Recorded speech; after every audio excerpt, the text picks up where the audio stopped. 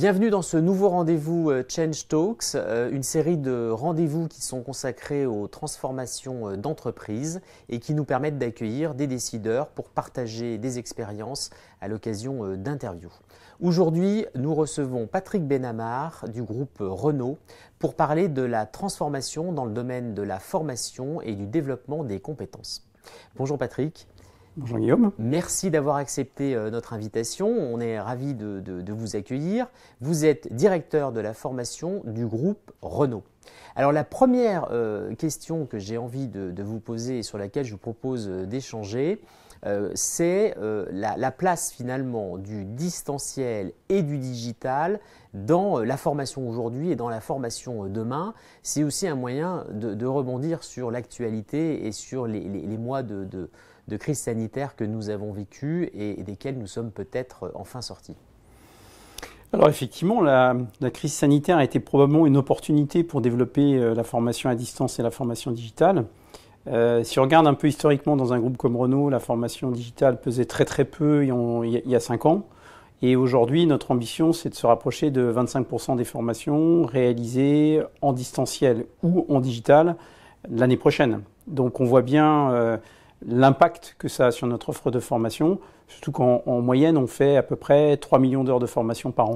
Et vous avez senti que la crise sanitaire que nous avons traversée avait accéléré ce mouvement de transformation vers plus de distanciel, plus de digital, et peut-être augmenter l'acceptation, parce que c'était jusque-là, c'était assez timide quand même ce sujet en termes de... Les gens préfèrent se rencontrer d'une manière générale. Alors, je pense que comme on s'est retrouvé dans une situation contrainte, on n'avait pas d'autre possibilité que d'utiliser finalement le vecteur de la formation digitale et à distance. Finalement, on a beaucoup de collaborateurs qui ont testé des modalités qu'ils n'avaient jamais expérimentées. Et à grande échelle. À grande échelle. Donc, c'est-à-dire qu'on s'est rendu compte d'abord dans un premier temps que qualitativement, la formation digitale apportait beaucoup, alors que souvent dans l'esprit des collaborateurs, notamment en France, la formation digitale est plutôt perçue comme une formation moins impactante et moins efficace, alors que toutes les études démontrent que c'est pas vrai. Et puis, par contre, on a découvert avec finalement l'utilisation d'outils de formation à distance toutes les possibilités qu'on pouvait avoir afin d'animer des groupes à distance et finalement de les faire travailler ensemble de façon très fluide avec des séquences effectivement qui étaient plus réduites. Donc c'est du synchronique, c'est ça, hein, c'est de la classe virtuelle. C'est de la classe virtuelle avec des modalités collaboratives. C'est des séquences de travail et de formation animées et parfois même co-animées avec de la facilitation pour permettre justement l'expression de chacun, de poser des questions et de sortir avec de la production collective par exemple. Et c'est aussi un moyen de rapprocher des collaborateurs qui sont éloignés des zones de décision ou des centres de décision pour les faire participer à cette démarche, surtout dans la mesure où aujourd'hui les déplacements professionnels étaient quasiment arrêtés à l'époque, quasiment impossibles, et ils reprennent quand même difficilement, avec notamment des contraintes sur certains pays qui ne sont pas sortis de la crise sanitaire pour le moment. Tout à fait, oui, tout le monde n'est pas aussi aligné. Ça veut dire effectivement la possibilité de réunir finalement des collaborateurs qui sont dans plusieurs pays extrêmement facilement dans une cohorte très multinationale, sur des classes virtuelles à distance, par exemple. Tout à fait. Et puis, ça permet aussi d'organiser le travail entre les sessions, donc d'avoir un travail intersession qui peut aussi être fait de manière individuelle et de façon digitalisée. Ça permet d'animer des groupes de travail pour préparer des sessions. Donc, ça permet aussi d'avoir une création d'un parcours réellement avec des facteurs d'engagement qui finalement, quand on était en présentiel, était parfois un peu négligé. On invitait les gens... Le temps qui n'était pas le temps en salle de classe ou en salle de cours ou en salle de formation était un peu secondaire, quoi. Oui, ou moins bien exploité. Moins bien exploité, moins d'engagement. Voilà. Donc aujourd'hui, on arrive à créer de l'engagement sur des formations à distance et des formations digitales. On a eu, je pense, des taux d'engagement dans les formations qui ont été exceptionnels pendant la période de pandémie et qui continuent. C'est-à-dire l'absentéisme dans ces formations est relativement faible. En plus, l'avantage, c'est qu'on peut créer des séquences plus courtes, ce qui est plus compatible parfois avec l'agenda professionnel de nos collègues, où on leur demande d'isoler par exemple 3 heures dans une journée, là où parfois par le passé, on leur demandait de bloquer une journée. Une journée. Donc finalement, ce qu'on comprend, Patrick, à travers votre expérience, c'est que ce n'est pas une adaptation temporaire liée à la crise sanitaire, c'est un ancrage beaucoup plus fort sur lequel vous allez pouvoir, a priori, construire pour demain des programmes de formation et de développement des compétences qui seront présentiel, mais aussi distanciel. Oui, parce qu'en plus se greffent là-dessus les changements d'organisation du travail, avec l'arrivée du travail en mode hybride qui s'est généralisé. Donc ça permet aussi de pouvoir travailler de façon beaucoup plus efficace avec ces populations sur l'accompagnement de leur montée en compétences et de leur garantir finalement que le passage dans ce mode de travail ne va pas les couper de la formation, qui était parfois une des craintes exprimées par les partenaires sociaux, qui avaient peur que du coup l'entreprise ne puisse pas assurer pour ces personnes la même qualité en matière de formation et de développement des compétences. Très bien. Alors je sais qu'il y a dans vos ambitions pour l'avenir une attention toute particulière qui est portée à quelque chose d'assez inclusif, c'est-à-dire de dire finalement ce que l'on fait, les améliorations, les transformations, les innovations que nous faisons et que nous opérons en matière de transformation de la formation doit bénéficier à tout le monde. Alors, l'école bleue, l'école blanc, pour reprendre les termes d'industrie, voilà. On voit bien effectivement le travail à distance aujourd'hui, j'imagine qu'il a beaucoup profité aux managers, pour faire simple. Quid des opérateurs, des ouvriers, des populations intermédiaires? Alors, c'est une population qui est très importante pour une entreprise comme Renault, puisque la population industrielle, c'est une grosse part de notre effectif. On a également des gens qui sont sur des bancs de test dans des installations côté ingénierie qui, eux, ne peuvent pas être en télétravail puisqu'il faut faire tourner des installations. Donc, c'est aussi important d'apporter de la qualité pédagogique et de l'innovation pédagogique à ces populations. Et en fait, c'est vrai que la crise sanitaire a permis de faire aussi des choses et de tester des nouveaux programmes de formation qui, du coup, ont permis de générer des idées très intéressantes pour le futur. Alors, je vais prendre un exemple qui est un des programmes qui a été développé par l'école du manufacturing chez nous, qui est le programme iPaint, qui permet donc de former des opérateurs de production en peinture avec l'aide de la réalité virtuelle. Que l'on va décrypter tout à l'heure ensemble. Ce sont des initiatives qui permettent de mettre les collaborateurs dans des situations qui leur permettent de se former, y compris à distance, en limitant donc les temps de déplacement, mais en même temps en acquérant un geste qui va être un geste professionnel, tout en limitant aussi les conséquences et l'impact de ce qu'ils vont faire en formation sur l'environnement. Puisque bien évidemment, quand on se forme en réalité virtuelle, on n'utilise pas, on ne gâche pas de la peinture, qui est quand même un produit qui, pour l'environnement, n'est pas très positif. Donc ça participe, voilà, ça participe et c'est tout à fait cohérent avec l'ensemble des transformations qu'on vit, transformation digitale, transformation environnementale et sociétale. Donc il y a une attention particulière, c'est de dire effectivement, il faut que l'innovation et le digital dans les formations profitent à l'ensemble des collaborateurs du grand groupe qui est Renault. Oui, tout à fait. En plus, je pense qu'on a fait un travail un peu de réflexion sur l'apprentissage vidéo et on se rend compte qu'on développe beaucoup l'apprentissage vidéo puisque finalement, pour que les gens se rendent compte d'une situation, le fait de la voir et de la voir en vidéo, ça les aide beaucoup à se représenter ce qu'ils auront à faire, typiquement sur l'entretien d'une machine ou sur une séquence de production ou sur un réglage à faire sur un équipement. Donc c'est du mimétisme un peu, c'est ça, on apprend par… On apprend en regardant parce que parfois on n'est pas sur l'installation ou on n'est pas sur la ligne de production au moment où on apprend. Donc ça permet aussi en termes d'ancrage mémoriel de travailler ces sujets et de le faire dans la durée, ce qui permet aussi une meilleure acquisition des connaissances et un plus grand confort, on va dire, pour les gens qui arrivent en face des machines parce que c'est pas une découverte totale de la situation et donc on enlève une partie du stress. On est familier, quoi. On est déjà, par la vidéo, on est déjà familier, un peu immergé dans… Voilà, le cerveau est dans un environnement qu'il connaît. Et finalement, c'est assez, ça va assez dans le sens de la société où on voit bien aujourd'hui la place de la vidéo. Tout à fait. Qui est peut-être plus importante encore que l'écrit. On voit bien que c'est un vecteur. Si on regarde sur les plateformes, aujourd'hui, on peut apprendre énormément de choses, des tutoriels qui sont proposés en vidéo pour développer des connaissances, des pratiques. Voilà. Donc, vous vous inscrivez dans ce Sachant qu'en plus, l'apprentissage digital, ce n'est pas une question de génération. C'est-à-dire que tous les collaborateurs de l'entreprise, finalement, sont demandeurs souvent de cet apprentissage à distance parce que c'est plus une flexibilité donnée dans leurs apprentissages qui intéresse tout le monde. Et ce n'est pas une question de génération. Souvent, on a tendance à dire que ce sont les jeunes qui sont plus intéressés par l'apprentissage vidéo. Ce n'est pas du tout ce que vous voyez. Pas du tout vrai.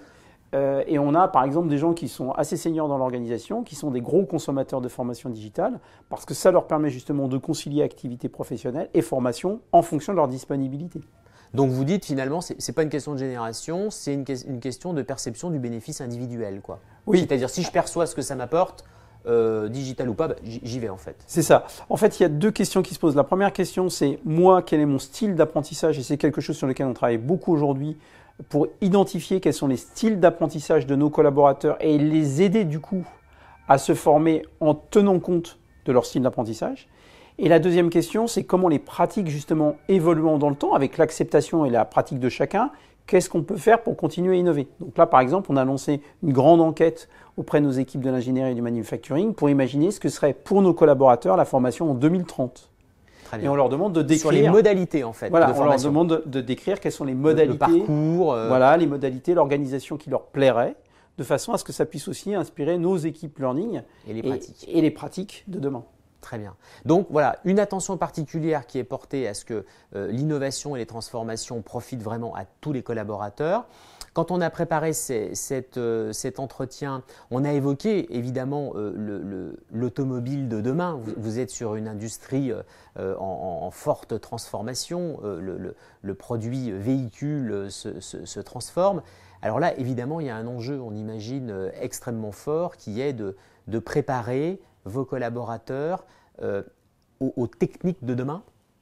Aux technologies de demain. Parce qu'il y a vraiment un changement de technologie avec l'électrification du véhicule, en particulier autour du moteur électrique et de la propulsion électrique.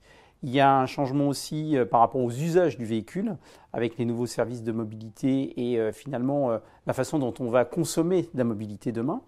Et puis, il y a aussi un grand changement parce que, comme vous disiez, le véhicule, c'est un objet qui fait partie de notre vie quotidienne. Donc, on veut qu'il soit connecté. Et donc, ça pose des questions en matière de cybersécurité, d'interface utilisateur, et donc avec des questions autour de, finalement, l'infrastructure qui est autour du véhicule et la connectivité du véhicule. Donc, ça veut dire que, forcément, on est dans des technologies qui sont très évolutives et qui ne sont pas simplement des technologies propres à l'automobile. Donc il faut accompagner les collaborateurs dans cette évolution et le faire avec des partenaires qui sont susceptibles justement aussi de nous apporter leur regard, leur expérience pour essayer de grandir ensemble. Donc ça veut dire une entreprise plus ouverte dans Tout à fait. Dans son mode de fonctionnement. Plus ouverte, plus collaborative, plus intégrée finalement dans la vie de chacun et du coup dans l'apport technologique que vont rechercher les gens en fonction de leur environnement. Donc c'est sûr que les solutions qu'on verra en France sont peut-être pas les mêmes que celles qu'on verra demain en Espagne, en Allemagne, en Roumanie, en Turquie, au Brésil ou en Argentine. Donc il y a une réalité territoriale. Donc il y a une réalité territoriale de l'offre de marché, je dirais, de l'organisation des services de mobilité, avec souvent un prisme particulier des pouvoirs publics. Et après, il y a les solutions que Renault peut apporter avec ses partenaires, qui justement va différer selon l'endroit où on sera. Le Zity de Madrid n'est pas exactement le Zity de Paris. Oui. Et alors, vous parlez effectivement de cette notion de spécificité de territoire. Il y a aussi un enjeu de territoire dans vos ambitions de formation pour demain, puisque, de fait, vos sites de production sont vraiment répartis partout dans les territoires. Donc, ça veut dire aussi comment est-ce qu'on dissémine toute cette offre de formation. Alors j'aime bien le mot disséminer puisque c'est un peu ça le concept de base.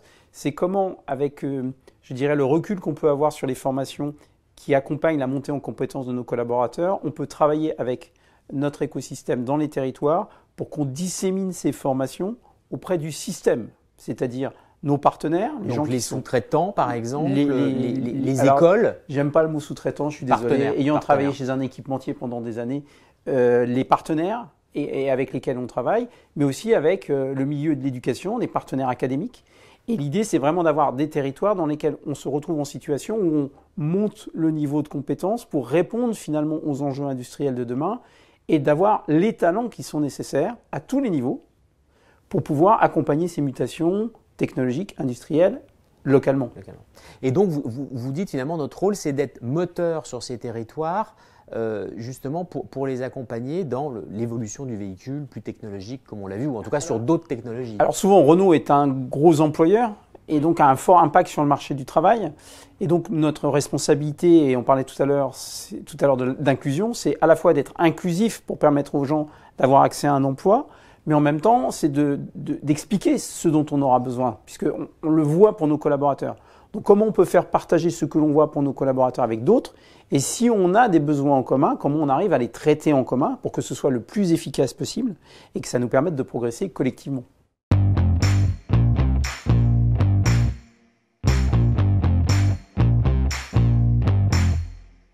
Alors, on va rentrer maintenant, on a bien compris effectivement l'ambition, on va rentrer dans deux projets que vous avez souhaité partager avec nous.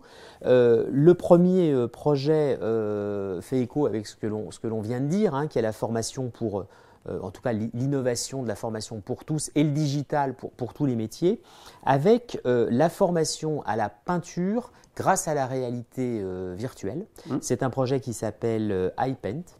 Et avant d'en parler, nous allons ensemble regarder une vidéo que vous nous avez confiée pour comprendre justement les bénéfices à travers le discours d'un formateur.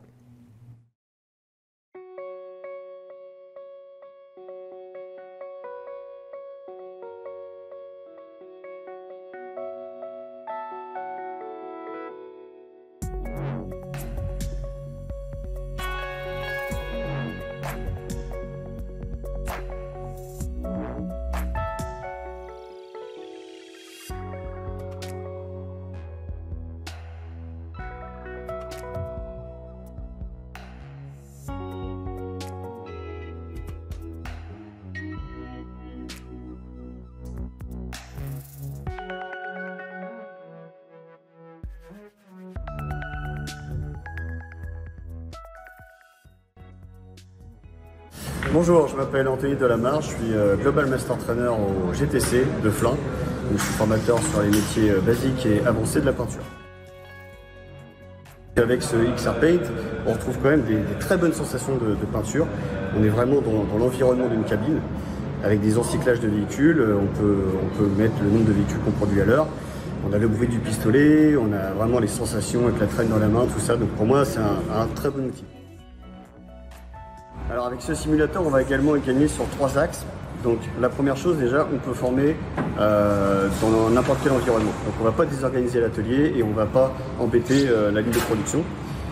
Deuxième axe, évidemment, on ne va pas consommer de peinture. Donc c'est quand même un point aussi important.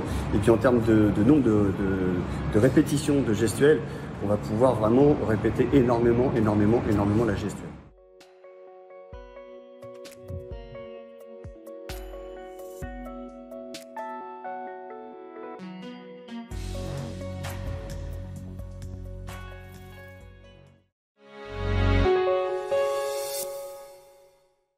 Alors, ce qu'on peut dire, Patrick, dans cette vidéo que l'on vient de voir, c'est que ce qui est surprenant d'abord, c'est que le formateur est un opérateur. Oui. Ce qui est souvent la caractéristique de nos formateurs internes, c'est qu'ils ont une activité professionnelle et ils sont aussi formateurs à titre occasionnel. Donc, on a un réseau de 2500 formateurs internes dans le monde. Et effectivement, ce sont souvent eux qui, en voyant des choses sur les lignes de production qui titillent un peu en matière de compétences, qui viennent voir les équipes en disant j'ai une idée, j'aimerais bien monter un projet parce que je pense qu'on pourrait améliorer notre formation en faisant de l'innovation pédagogique.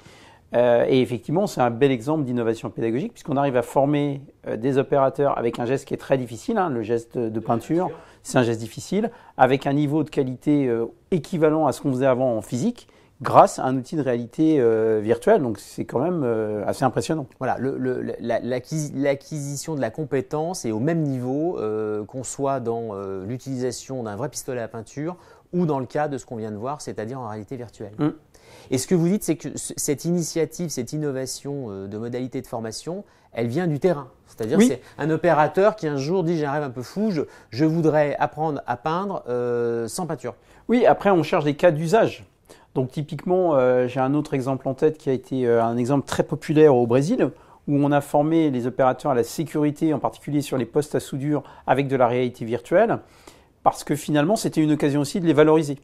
En disant, la sécurité, c'est un sujet très sensible, c'est important. Donc on a investi dans une formation réalité virtuelle pour que justement les soudeurs ne se brûlent pas. Et le fait de leur proposer cette formation, ça a eu un effet direct sur la baisse de l'accidentologie, parce que les gens ont considéré qu'effectivement, puisque l'entreprise investissait, c'était un sujet important et donc il fallait qu'ils aient plus d'attention. Très bien.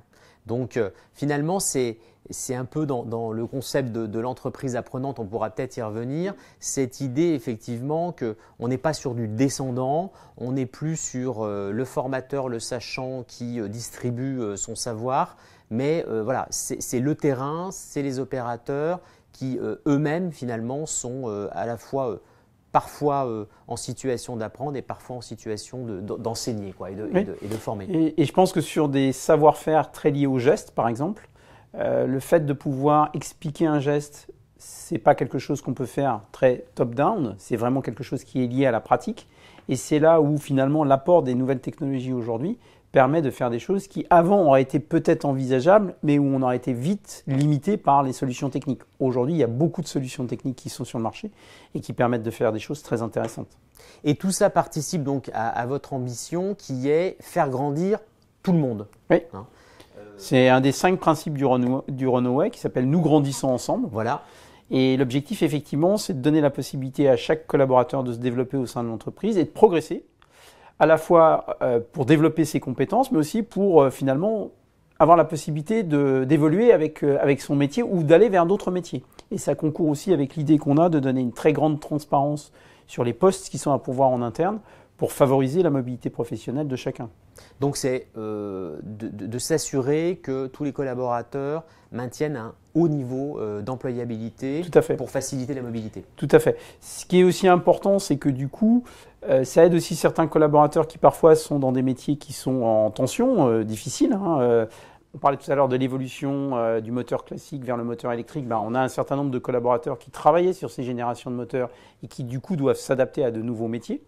Mais en même temps, ça leur offre une perspective parce que du coup, on les remet finalement sur des technologies qui sont les technologies d'avenir.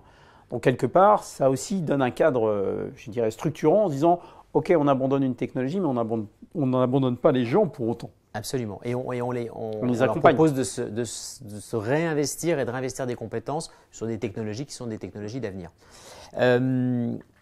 Ça fait le lien avec le deuxième sujet que vous souhaitiez partager avec nous, qui est Renault, qui est une université d'entreprise d'un nouveau genre. C'est comme ça que vous l'avez décrite. Alors, est-ce que vous pouvez nous en dire un peu plus? Quelle est l'ambition de ce projet Renault dont le jeu de mots évidemment ne nous échappe pas?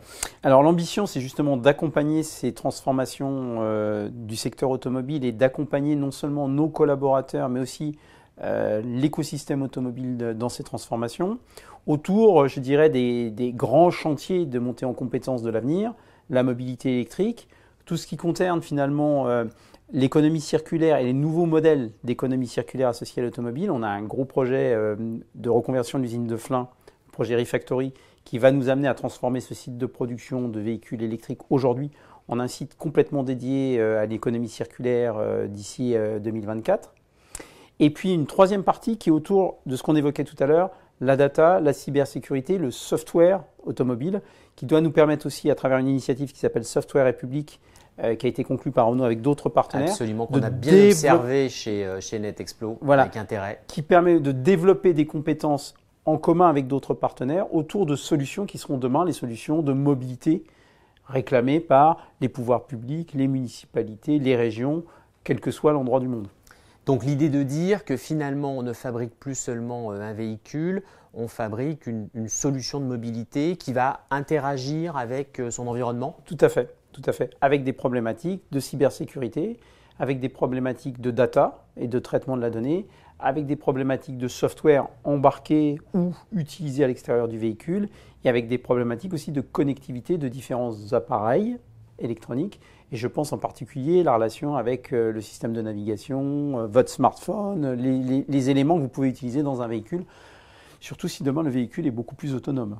Et donc ça veut dire finalement peut-être qu'on aura un logiciel qui a la même importance que le moteur aujourd'hui, d'ailleurs thermique ou électrique.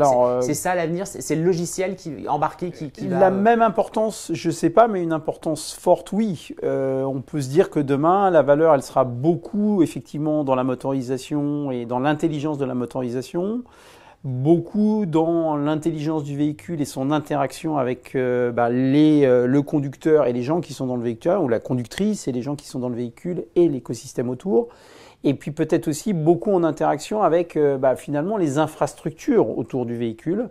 Donc la valeur, elle sera là. C'est-à-dire que demain, si vous êtes dans votre véhicule et que vous avez envie d'optimiser vos temps de trajet, peut-être que le véhicule vous proposera à la fois l'optimisation de votre consommation d'énergie, l'optimisation finalement d'un trajet que vous avez à faire, de façon à ce que tout soit dans un cadre qui soit le plus favorable et le moins pénible pour vous. Aujourd'hui, les villes sont saturées.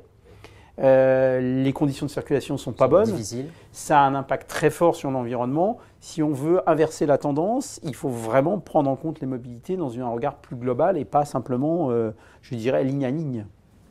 Donc c'est vraiment voilà, une logique d'écosystème, quoi, hein, Oui. complètement. Donc on ne pense pas seulement le véhicule, mais tout ce qu'il y a autour, toutes les interactions autour du véhicule. Oui, alors la différence peut-être par rapport à ce qu'on a connu par le passé, c'est que la filière automobile travaillait beaucoup de façon autonome. Là, on est dans une logique de partenariat beaucoup plus ouvert avec effectivement d'autres acteurs, d'autres secteurs. On peut penser à Orange, on peut penser à des entreprises qui sont beaucoup plus liées aux services de mobilité. Je pense à des entreprises comme Waymo et qui sont Et les collectivités aussi. des collectivités territoriales, bien des sûr. régions. Et c'est intéressant parce que du coup, on va vraiment constituer des équipes projets avec un objectif et une volonté commune, sachant que notre contribution sera parfois effectivement de fédérer les énergies pour que la solution réponde à un cahier des charges qui sera fixé en fonction des usages que voudra développer la collectivité ou l'utilisateur final. Donc en fait, Renault, si je comprends bien, c'est une université au service d'un acteur de mobilité plus qu'une université au service d'un constructeur automobile. Tout à fait. C'est tout à ça fait. le projet. Et en même temps, c'est une université aussi au service d'une logique d'éducation technique populaire, parce qu'on veut aussi que dans l'outil industriel français, on ait les compétences qui sont nécessaires pour que demain, notre tissu industriel soit, je dirais, dopé par l'arrivée du véhicule électrique. Et donc, on a aussi un gros travail autour des évolutions de l'industrie. Alors, l'industrie du futur de façon générale, mais également dans la dimension qui va être apportée par le véhicule électrique, que ce soit dans la production je dirais des éléments du moteur, dans les éléments du véhicule et tout ce qui va concerner la chaîne de valeur du véhicule électrique.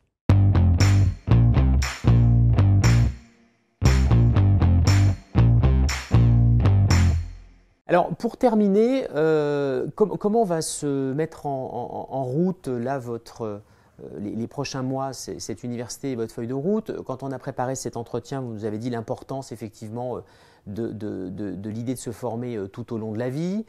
On l'a vu dans certains exemples, le fait qu'aujourd'hui, il n'y avait plus un moment pour se former, un moment pour travailler, mais effectivement une confusion des deux dans un même temps. C'est ça le projet qui se dessine pour les mois à venir? Alors, je pense qu'il y a deux tendances. Il y a effectivement cette tendance qui est celle que vous décrivez, qui est vraiment cette logique de comment on arrive à faire de l'alternance entre les séquences professionnelles et les séquences de formation pour que les deux se rejoignent dans l'évolution du portefeuille des compétences de nos collaborateurs, mais aussi finalement dans la constitution de cet écosystème qui va nous permettre d'asseoir finalement la production de véhicules en France de façon durable. Après, je pense qu'il y a une deuxième question qui se pose, qui est plus autour de ces logiques partenariales. C'est très difficile en France de faire travailler ensemble des industriels, des académiques, des gens qui ne sont pas du même secteur et de coordonner tout le monde. Là, l'objectif, c'est vraiment d'apporter cette impulsion et de jouer un peu le rôle de chef de file, de façon à ce qu'on mobilise les énergies et qu'on travaille intelligemment ensemble en essayant de s'affranchir des contraintes traditionnelles. Donc, y compris avec d'autres industriels, je crois. Y compris avec d'autres industriels. Oui, par exemple, on vient de travailler sur le lancement de l'E-Mobility Academy. On a des partenaires industriels qui sont Forcia et Renault Trucks. Quand on travaille ensemble autour d'une table, on a des problématiques différentes, mais on essaie de les aborder avec une vision globale pour essayer de regarder qu'est-ce qui est commun entre nos problématiques et qu'est-ce qu'on peut mutualiser et justement le rendre accessible grâce à l'intervention des partenaires académiques. Et on travaille beaucoup avec le CNAM sur ce sujet, puisque le CNAM a cette volonté aussi de traiter non seulement la formation initiale, mais l'employabilité des gens tout au long de la vie. Très bien. Merci beaucoup pour ce témoignage. Si vous avez envie de découvrir un autre partage d'expérience dans le domaine de la transformation du développement des compétences et de la formation, nous vous invitons à visionner l'interview du groupe Orange.